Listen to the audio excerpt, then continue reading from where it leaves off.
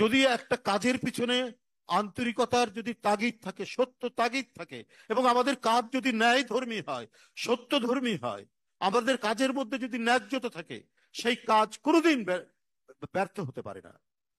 সেই কাজের মধ্যে যদি সংশয় থাকে, ভণ্ডামি থাকে, সেই কাজের মধ্যে যদি দ্বিধা থাকে, সেই কাজ ব্যর্থ হবে। শেখ হাসিনার এই 15 বছরের দুঃশাসনে কত অপপ্রচার করেছে, কত ধরনের ন্যারেটিভ তৈরি করেছে, কত কি করেছে। বিএনপি যদি আসে ক্ষমতায়, তাহলে 1 লক্ষ লোক মারা যাবে, 10 লক্ষ লোক মারা যাবে, স্বয়ং ওবায়দুল কাদের বলেছে। তো কি হলো? একজন লোক মারা গেছে, সেটাও আবার ইন্ডিয়ার মাটিতে, বাংলাদেশে নয়।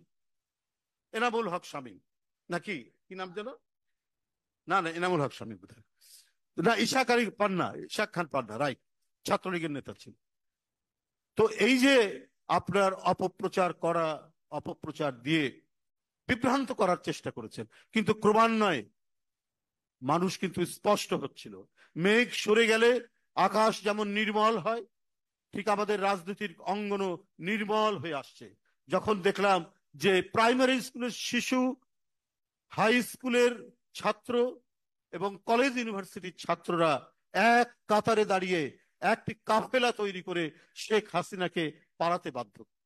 কিন্তু আমাদের চেয়ারম্যান, তার যে অটল অব্যয় এবং প্রত্যয় দীপ্ত তার যে আহ্বান, এই আহ্বানের মধ্যে দিয়ে যে পটভূমি রচিত হয়েছিল, তার মধ্যে দিয়ে এই তারুণ্যের যে উচ্ছ্বাস, এই উচ্ছ্বাসে তাকে চলে যেতে হলো। এই হাসিনা বলেনি যে মালয়েশিয়াতে তারেক রহমানের মিল আছে, কারখানা আছে, 17 বছর জোর করে মানুষকে গুলি করে, বিএনপির নেতা কর্মীদেরকে কি বল গুম করে, অদৃশ্য করে, এত কিছু করার পরে কই একদিনও তো ওই কোথায় মিলটি, কোথায় কারখানাটি, মালয়েশিয়ার কোন জায়গায় সেটি স্থাপিত, সেটি দেখাতে পারলেন না। বিএনপি যখন ক্ষমতায়, তখন তিনি এই কথাগুলি বলেছেন। অথচ দেখুন, বিএনপি ক্ষমতায়, এই কথা বলার জন্য আপনার শেখ হাসিনাকে কিন্তু গ্রেপ্তার করেনি বিএনপি, বা তার কোনো দলের লোকজনকে গ্রেপ্তারও করেনি। একটা মিথ্যা বানোয়াট অপপ্রচারের জন্য করেছে। তো ক্ষমতা আসার পরে দেখালে না কেন? কি ইন্ডাস্ট্রির নাম কি, সেই কারখানার নাম কি, দেখাতে পারেনি। এইভাবে একটা মিথ্যা বয়ান তৈরি করে ওরা মানুষকে বিভ্রান্ত করার চেষ্টা করছে।